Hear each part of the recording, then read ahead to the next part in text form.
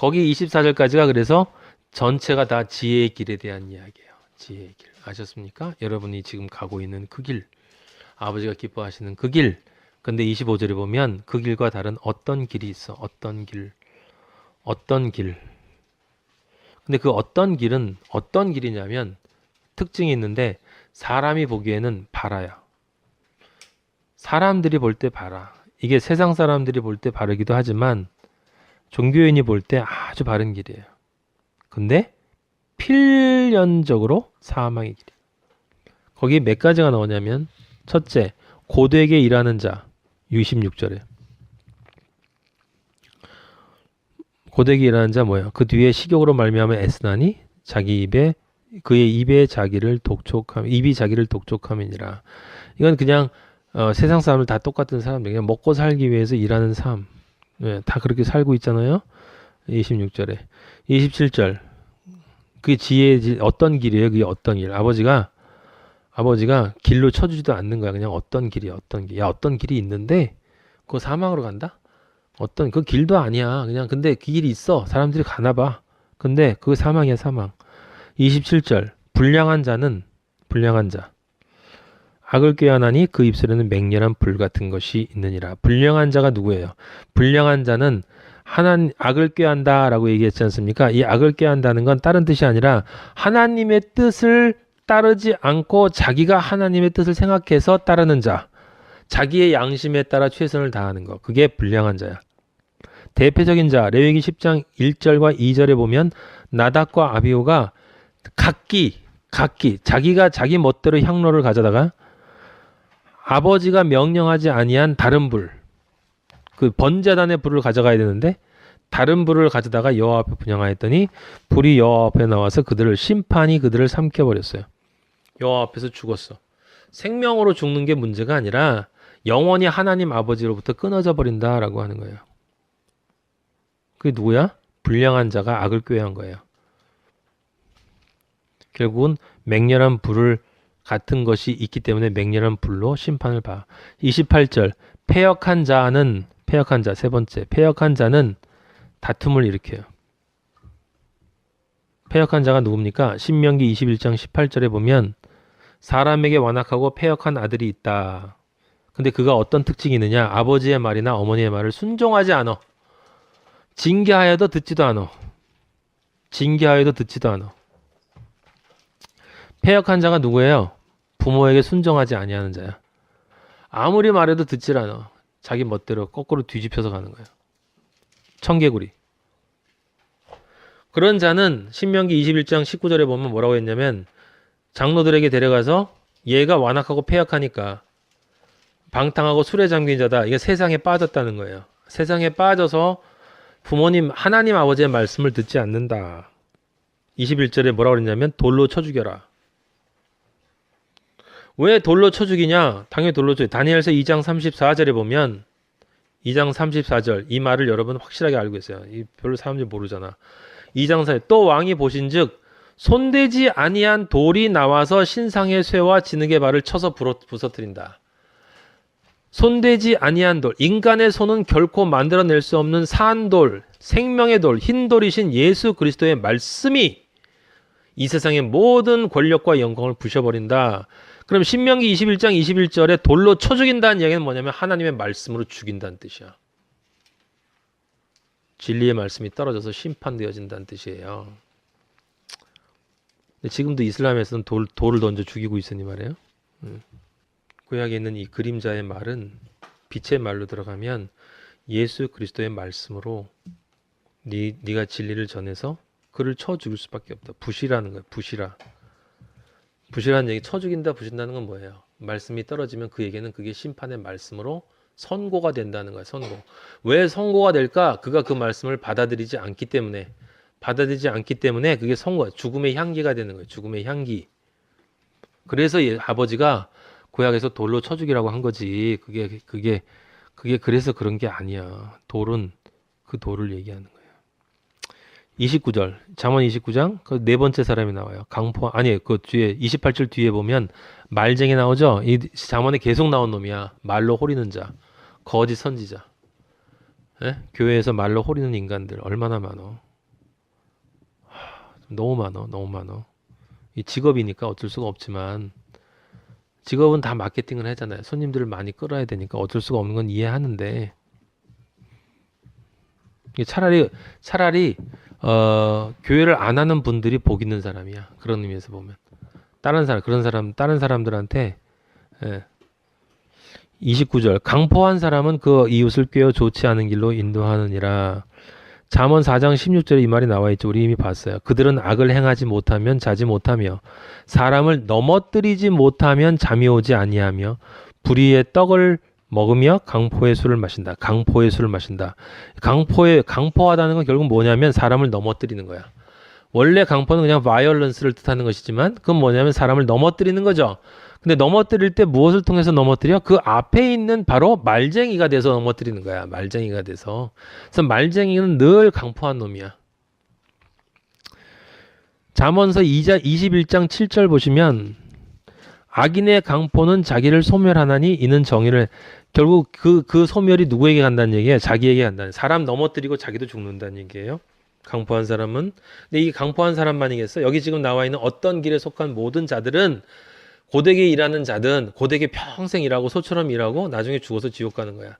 불량한 자, 아버지의 말씀을 자기 멋대로 생각해서 아버지에게 경배한다고 까불는 그 가인 같은 사람, 패역한 자, 부모에게 순종하지 않고 자기 멋대로 세상에 빠져 사는 자, 그리고 말쟁이, 그러면서 다른 사람들에게 야 괜찮아 대충 믿어 라고 얘기하는 인간들, 그렇게 함으로써 강포한 사람이 되는 존재, 남을 넘어뜨리고 자기도 지옥 가는 놈, 그놈들이 무슨 짓거리 하냐면 꼭 눈짓해. 30절 눈짓해. 예, 윙크하면서 사람을 꼬셔요. 입술을 닫는 자는 악한 일을 이루는. 여기 입술을 닫는 자는 건 무슨 뜻이겠습니까? 잠언 16장 3절 의로운 입술은 왕들이 기뻐하는 것이요 정직하게 말하는 자는 그들의 사랑을 입느니라. 의로운 입술은 왕들이 기뻐하는 것이요 정직하게 말하는 자는 그들의 사랑을 입느니라. 그럼 입술을 닫는 자는 뭐예요? 의로운 입술을 내뱉지 않는 놈이고 정직하게 말하지 않는 놈. 그러니까 여러분 정확하게 알아야 돼. 입술을 닫는 자는 말을 안 하는 자가 아니야. 의롭지 않은 입술을 놀리는 놈들, 정직하지 않게 말하는 놈들이 다 입술을 닫는 자야. 두 번째, 시편 51편 14절 하나님이여 나의 구원의 하나님이여 피 흘린 죄에서 나를 건지소서. 내 혀가 주의 공의를 높이 노래하리이다. 시편 51편 15절 주여 내 입술을 열어주소서. 내 입이 주를 찬송하며 전파하리이다. 입술을 닫는 자는 누구? 찬양하지 않고 찬송하지 않고 전파하지 않고 기도하지 않고 입이 찢어져라 벌려야 돼. 그래서 가짜들 보면 늘 입 다물고 있어요. 그 생각이 많아 보이는데 옛날에 제가 경험한 바로는 저는 실제로 속았어. 생각이 많아 보여. 믿음도 깊이 있어 보이고 신중해 보이고. 근데 입술을 닫고 있어. 듣는지 안 듣는지. 안에 신앙이 있는 자는 그걸 떨쳐낼 수밖에 없어. 요즘에 룻 봐요. 저 미쳤잖아. 저는 여러분들한테 바라는 거 하나밖에 없어. 미친 사람 되는 거. 난 그런 사람이 좋지. 그런 사람 아니면 싫어. 난 싫어요, 싫어. 그렇게 난 살아왔고 앞으로도 그렇게 살 거예요. 뭐 능력 있고 없고 돈 많고 없고 실력 있고 없고 그건 전혀 중요한 거 아니야. 아버지를 사랑하느냐 사랑하지 않느냐. 왜냐하면 천국에서 만날 사람들이 난 좋지. 예? 시편 12편 한번 찾아보세요. 시편 12편 3절에 보면 이렇게 쓰여 있어요. 여호와께서 모든 아첨하는 입술과 자랑하는 혀를 끊으신다고 그랬어. 아첨하는 입술과 자랑하는 혀. 여기 나왔죠? 아첨하는 입술과 자랑하는 혀가 뭐야? 입술을 닫은 자야. 입술을 닫은 자라고요. 아셨어요? 아첨하는 입술이 입술을 닫은 거야? 아니야. 입을 벌려서 이야기하는 거예요. 믿는 것처럼 나 아버지 사랑해요. 아버지 잘 믿겠습니다. 아버지한테 아첨해요. 그리고 자랑해. 나 잘 믿는다고. 예수님 사랑하자고. 근데 아까 앞에 뭐라고 나왔어요? 하나님은 심령을 감찰하신다. 못 속인단 말이에요. 착각하지 말라는 거야. 나를 정말 진심으로 내가 정말 진지하게 내 안을 들여다보고 내가 정말 그리스도인으로 아버지 하나님과 내 인생 바치리라고 생각하면서 내가 지금 살아가고 있는가? 여러분이 그거 외에는 딴 게 중요한 게 없어. 아무것도. 시편 12편, 아까 좀 전에 12편 3절, 그 다음 4절 보세요. 그들이 말하기를 우리의 혀가 이기리라. 우리 입술은 우리 것이니 우리를 주관할 자 누구리요? 이 교만이잖아요. 이 교만. 그죠? 그러니까 입술을 닫는 자는 누구야? 교만한 자야. 교만한 자. 예? 저기 16장 30절까지가 그래서 두 번째 파트가 끝나요. 누구? 어떤 길을 가는 자. 아버지가 길로 인정해 주지도 않는 some way. 어떤 길. 이제 결론이 나옵니다. 31절. 백발은 영화의 면류관이라. 백발은 영화의 면류관이라. 공의로운 길에서 얻으리라. 백발은 영화의 면류관이래요. 다른 데 보지 마세요. 이 말을 이해하려면 잠언 20장 29절을 보면 정확하게 알 수 있는데 이렇게 쓰여 있어요. 젊은 자의 영화는 그 힘이요 늙은 자의 아름다움은 백발이니라. 이게 무슨 뜻이에요? 젊은 자의 영화는 그 힘이야. 늙은 자는 백발이에요. 여기 힘하고 백발이 대비가 돼 있죠. 그럼 백발은 뭐야? 힘 다 빠진 거야. 힘 다 빠진 거. 그럼 백발은 무슨 뜻이겠어요? 완전히 자기 부정이 이루어진 거야. 자기 부정. 백발은 자기 부정을 뜻하는 거야. 하얘서 멋있다는 뜻이 아니라 까만 멜라닌 색소가 다 빠져가지고 이제 내가 내세울 수 있는 것도 아무것도 없고 완전하게 십자가 오른쪽 죄수가 돼버린 거. 대속죄가 이루어진 거예요. 그게 백발이야. 백발. 근데 아버지가 그걸 영화의 면류관이라고 하신다고. 공의로운 길에 들어선 사람만 백발이 될 수가 있어. 예. 전 머리가 없지만 백발이에요. 아시겠습니까? 예. 32절. 노하기를 더디하는 자는 용사보다 낫고. 그래서 노하기를 더디해야 되는 거야. 여기다 얘기하는 건 노한 걸 더디하라는 얘기가 아니라 인내를 가지고 살라는 거야. 백발이 될 때까지 인내하라는 거예요. 인내.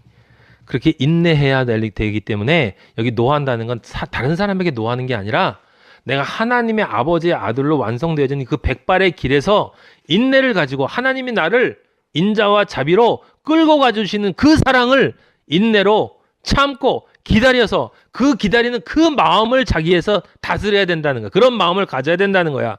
그래야 진정 하나님이 얘기하시는 새 예루살렘 성을 얻을 수 있다라고 하는 것입니다. 그래서 33절 제비는 사람이 뽑으나 모든 일을 작정한 여호와께 있느니라.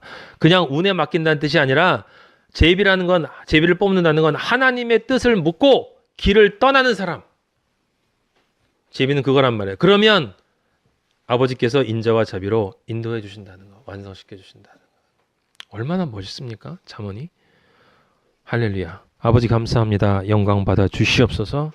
아버지의 길을 가겠습니다. 우리는 어떤 길 가고 싶지 않습니다. 나의 길, 예수 그리스도의 길, 아버지가 저희에게 말씀하시는 그 길만을 가고 싶습니다. 그 길을 가기로 결심했습니다.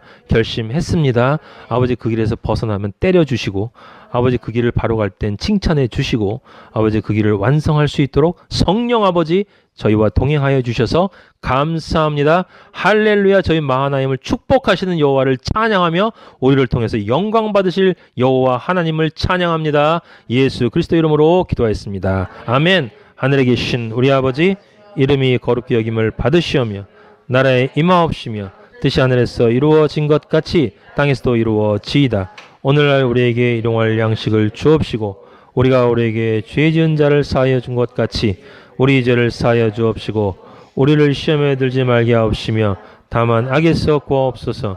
나라와 권세와 영광이 아버지께 영원히 있사옵나이다. 아멘.